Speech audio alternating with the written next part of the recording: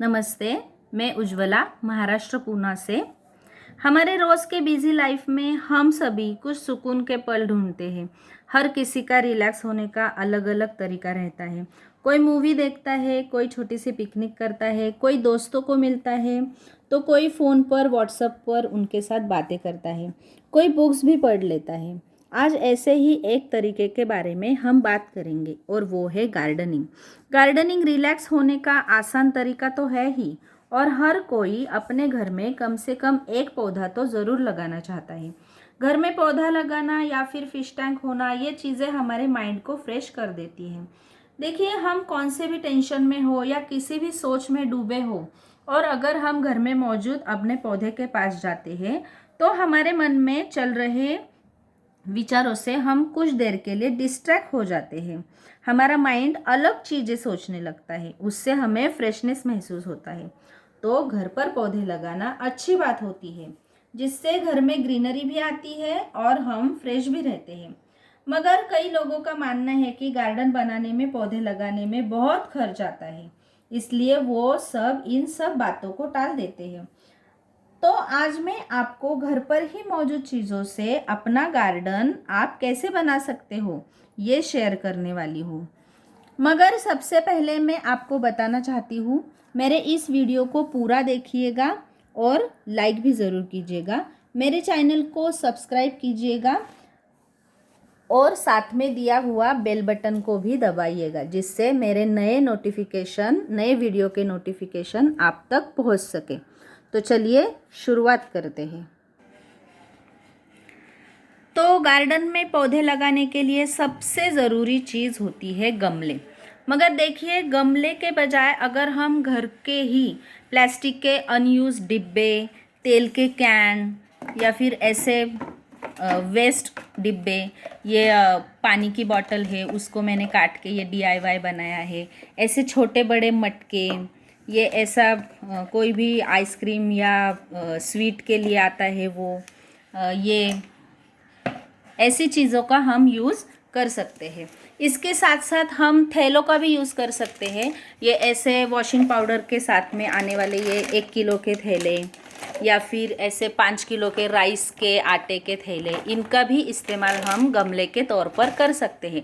मगर इन सब में एक बात ज़रूर ध्यान में रखिए, इन सब में ड्रेनेज होल होना बहुत ही ज़रूरी बात है। देखिए, इसमें मैंने बनाए हैं बहुत से छोटे छोटे ड्रेनेज होल। बनाने से हमारे गमले में अपना पौधा स्वस्थ रहता है। ये ड्रेनेज होल पौधे के स्वास्थ्य के लिए बहुत अच्छे होते हैं।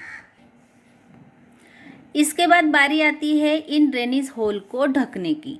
तो इन ड्रेनेज होल को हम किस तरह से ढक सकते हैं, जिससे कि ऊपर से पानी डाला तो पानी के साथ साथ हमारी मिट्टी ना बाहर आ जाए। तो इसे हम ऐसे, ये नारियल के छिलके या फिर कोई भी पतला सा कपड़ा उस पर ऐसे डाल दिया तो मिट्टी बाहर नहीं आएगी। या फिर कोयले का यूज़ हम कर सकते हैं, कोयला डाल सकते हैं, या ऐसे छोटे बड़े कंकर, इनका भी इस्तेमाल हम वो होल ढकने के लिए कर सकते हैं, जिससे कि पानी के साथ मिट्टी बाहर ना आ जाए। इसके बाद हमें सबसे ज़्यादा ज़रूरी होती है वो चीज़ है मिट्टी। मिट्टी हम देखिए अपने घर के आसपास से भी ला सकते हैं कहीं से, या तो फिर नर्सरी में बहुत ही सस्ते दाम पे मिट्टी मिल जाती है, वहाँ से भी हम थोड़ी मिट्टी ला सकते हैं। अगर मिट्टी बहुत ही चिकनी हो या फिर कीचड़ पैदा करने वाली हो, तो उसमें हम ये बजरी, जिसको बालू या फिर सैंड बोलते हैं, जो कंस्ट्रक्शन में यूज़ होती है, इसका यूज़ हम कर सकते हैं, जिससे कि मिट्टी हमारी सॉफ्ट बन जाए और उसमें पानी न ठहरे, पानी सब बह जाए। इसके बाद हम खाद के तौर पे शुरुआती दौर में ऐसे सब्जियों के डंडे, ये या फिर छिलके सब्जी के वेस्ट, उनका भी इस्तेमाल कर सकते हैं। कभी भी पकाई हुई चीज़ को खाद के तौर पे इस्तेमाल नहीं करना चाहिए, ऐसी चीज़ों को ही खाद के तौर पर इस्तेमाल करें।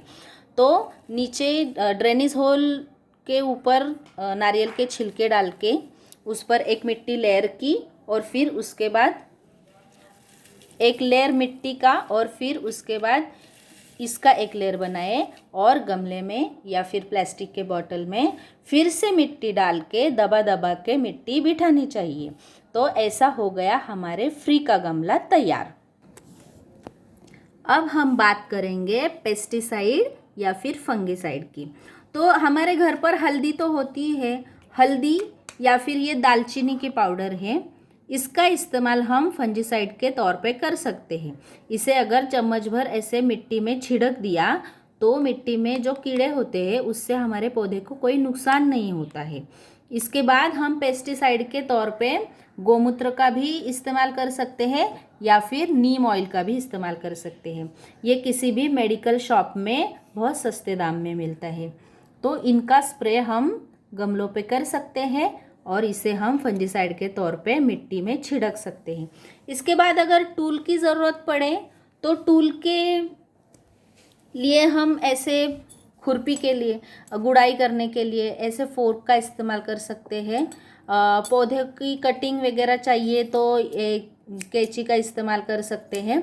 और स्प्रे बॉटल की तौर पर हम ऐसे कोई भी कोलिन की बॉटल खाली हुई वो, या फिर ये आता है बाज़ार में 10 रुपये में, इसको हम पानी की बोतल में डाल के इसका भी इस्तेमाल कर सकते हैं।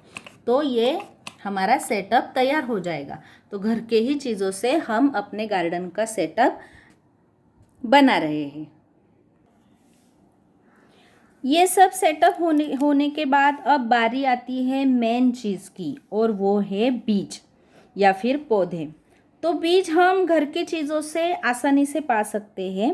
देखिए, अब मैं आपको साल भर कभी भी लगाने वाले बीजों के कुछ नाम बताऊंगी जिनको आप साल भर कभी भी घर पर उगा सकते हो। जैसे कि हरी मिर्ची के बीज, करेले के बीज, धनिया, शिमला मिर्च के बीज, या फिर घर पर बीन्स पकाते हैं हम उसके बीज, नींबू निचोड़ कर हमें बीज मिलते हैं वो बीज, हमारे भगवान की तस्वीर पर चढ़ाए हुए हार के, गेंदे के या एस्टर के बीज, या फिर पुदीना के बीज, पुदीना की कटिंग, प्याज होता है, लहसुन होते हैं, ये सब चीज़ें हम घर पर ही लगा सकते हैं। देखिए, टोमेटो आधा कट कर दिया तो उसका जूस अगर चाय की छन्नी से छान दिया तो उसके ऊपर जो बीज रहते हैं उसको भी हम लगा सकते हैं। बैंगन काटा तो बैंगन में तो हमें बीज तो दिखते ही हैं, तो वो, लेकिन वो पीले कलर के होने चाहिए, थोड़े से येलोइश कलर के, तो वो पके हुए बीज होते हैं, उनको भी हम घर पर लगा सकते हैं। ये चीज़ें हम साल में कभी भी अपने घर पर ग्रो कर सकते हैं। इसके साथ साथ अगर हमारे दोस्तों के, हमारे रिश्तेदारों के घर पर जैसे मनी प्लांट है या फिर ये वंडरिंग जियो है, ये ऐसे पौधे तो होते ही है, वंडरिंग जियो है, ये पर्पल हार्ट है, ऐसे पौधे होते हैं, तो इनकी आप लाकर कटिंग लगा सकते हो। इसके साथ साथ अगर कड़ी पत्ता, उसकी जब हम बाज़ार से कड़ी पत्ता लाते हैं तो उसकी डंडी भी हमें मिलती है, तो वो डंडी भी आप लगा सकते हैं। मोगरा, गुड़हल या फिर लकी बैम्बू जैसे पौधे की कटिंग हम लगा सकते हैं, और ये कहीं पर भी आसानी से मिल सकता है। ऐसे तो हमारे गार्डन की शुरुआत हो ही सकती है। इसके बाद हम नर्सरी में से भी कुछ न कुछ खरीद सकते हैं, वो बहुत सस्ते दाम में मिलता है। उस सीज़न के फूलों के पौधे या फिर छोटे छोटे सदाबहार के पौधे, ये बहुत सस्ते दाम में नर्सरी में मिल सकता है। मगर लगाते समय पौधे का साइज़ के अनुसार पॉट सिलेक्ट करें। जैसे कि हम जो मैंने नाम बताए हैं उसमें से कुछ पौधे हम ट्रांसप्लांट कर सकते हैं, बड़े पॉट में लगा सकते हैं बाद में उग गया तो, लेकिन कुछ पौधे ऐसे होते हैं परमानेंटली वो उसी पॉट में रहते हैं और वहीं पे उनका फल फूल आते हैं। तो पॉट का सिलेक्शन बहुत ज़रूरी है। ऐसे छोटी छोटी चीज़ों के लिए छोटा सा पॉट लगाइए, जैसे मिर्ची, मनी प्लांट, ऐसे के लिए ऐसे छोटे पॉट लिए तो भी चलेगा, लेकिन करेला या फिर टोमेटो, इनके लिए थोड़े बड़े पॉट का, बड़े चीज़ का इस्तेमाल कर सकते हैं। अब करते हैं खाद की बात। तो बीजों से जब हम पौधे लगाते हैं तो तुरंत ही उसे खाद की ज़रूरत नहीं होती, और जो कटिंग भी लगाते हैं हम उसे भी शुरुआती दिनों में कोई खाद नहीं लगती है। उनकी ग्रोथ देखकर हम इनमें खाद डाल सकते हैं।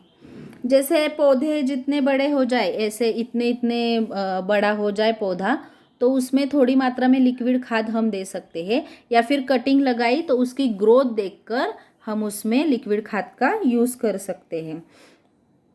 तो खाद की इनमें शुरुआती तौर पे ज़रूरत नहीं होती, वो बड़े होने के लिए हमारे मिट्टी से ही पोषक तत्व लेता है।